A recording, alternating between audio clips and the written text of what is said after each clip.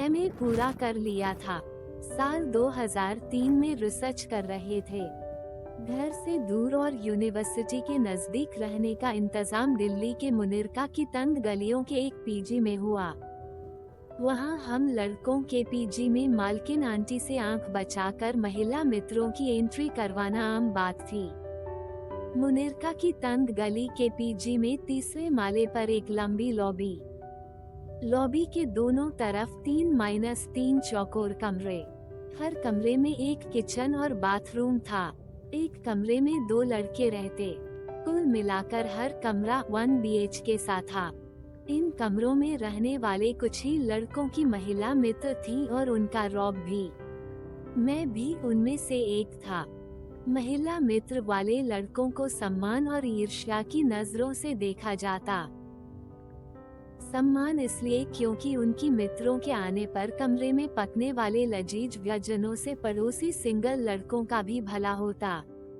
हमारे माले पर सिर्फ मेरी और पंकज की महिला मित्र थी। मेरे कमरे में मैं और वरुण रहते थे। जब उसकी गर्लफ्रेंड आती मैं बाहर जाता और मेरी आती तो वो जाता। ये तय था कि इस बीच मकान मालकिन की आंखों में धूल झोंकने के लिए रूम पर बाहर से ताला लगेगा।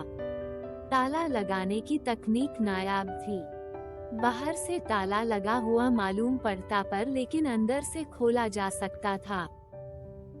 ताला टेक्नोलॉजी मकान मालिक के अलावा कोई और ऊपर आए तो उसके लिए गेट खोलने या झूठ बोलने से बचने के लिए थी। वो सर्दियों की दोपहर थी। मैं और मेरी मित्र पीजी का सबसे प्रिय व्यंजन मैगी पका रहे थे। दरवाजे पर दस्तक हुई। नियमों के अनुसार इस समय किसी दोस्त का आना निषेध था, जिसका श्रद्धा से पालन होता था। साफ था दस्तक अजनबी ने की थी, पर ये अजनबी था कौन, जिसे ताला भी नहीं दिखा। खिड़की से झांका तो पिताजी दरवाजे पर थे। तब पहली दफा होश फाख्ता का मतलब समझा था। मकान मालकिन को समझा सकते हैं, पिताजी को कैसे समझाएं कि तालाबंद कमरे में लड़की के साथ क्या कर रहे थे। पिताजी गर्मी से परेशान थे और अंदर महिला मित्र घबराहट से। पुत्र और प्रेमी एक साथ परेशान थे, कोई रास्ता नहीं था। मेरा रूममेट देवदूत की तरह कमरे के बाहर प्रकट हुआ। वो समझ गया माजरा क्या है। अंकल नमस्ते, आप यहाँ? अरे अंकित तो आज एक्स्ट्रा क्लास के लिए बाहर गया है। मुझे पता होता आप आने वाले हैं तो मैं घर ही रहता। वो चाबी भी साथ ले गया। आप मेरे साथ आइए, नीचे कॉमन हॉल में बैठते हैं। रूममेट पापा को ले गया। हम कमरे से निकले। लड़की को नीचे नहीं ले जा सकते थे। उसे सामने वाले डिब्बे में शिफ्ट किया। साथी के कमरे की चाबी एक दूसरे के पास होना पीजी में आम था। लड़की सामने वाले रूम में, पापा नीचे, मैं सेफ। मैंने मैगी का कटोरा महिला मित्र को दिया। महिला की मौजूदगी के सारे सबूत मिटाकर पिताजी को लेने नीचे गया। सीढ़ियों के पास मौजूद पिछले दरवाजे से बाहर निकला और फिर मेन गेट से वापसी करते हुए, अरे पापा आप यहाँ, आपने बताया नहीं।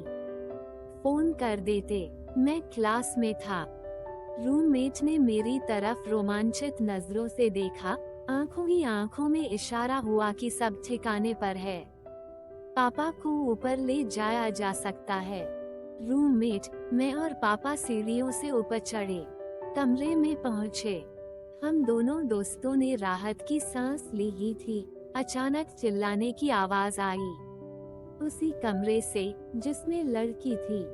पर ये आवाज ना लड़की की थी और न उस कमरे में रहने वाले लड़के की। तो चीखा कौन? देखा तो नजारा विभत्स था। उस कमरे में रहने वाले लड़के यानी पंकज के पापा वहाँ खड़े थे। वो बेटे से मिलने केरल से आए थे।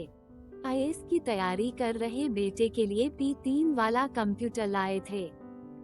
उसके कमरे में एक लड़की को पाकर उन्हें समझ आया देश सही दिशा में नहीं जा रहा। उनका बेटा देश के युवा की तरह भटक चुका है। वे चिल्ला रहे थे, वो सकपका रहा था। लड़की गुस्से से भरी थी। मैं घबरा रहा था और मेरे पिताजी इस लम्हे में गर्वित थे। उनका लड़का बिगड़ा नहीं, छुट्टी वाले दिन भी एक्स्ट्रा क्लास जाता है।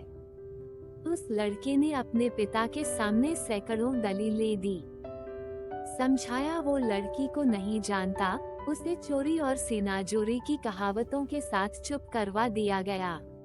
लड़की लगातार बोलने की कोशिश में थी। दोस्त के आग बबूला पापा ने उसे बोलने न दिया। श्राप देते हुए बोले, ये लड़की मेरे घर की बहू नहीं बन सकती। मैंने राहत की सांस ली। मेरे पिताजी गर्व से प्रफुल्लित होकर बोले, आजकल का युवा दिशाहीन हो रहा है।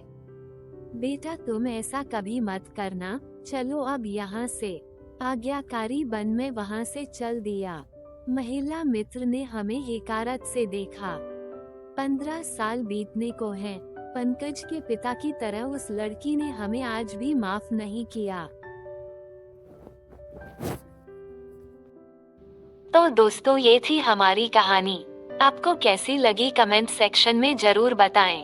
अगर आपको हमारी यह कहानी अच्छी लगी तो ऐसी कहानी सुनने के लिए हमारे चैनल को जरूर सब्सक्राइब करें। धन्यवाद।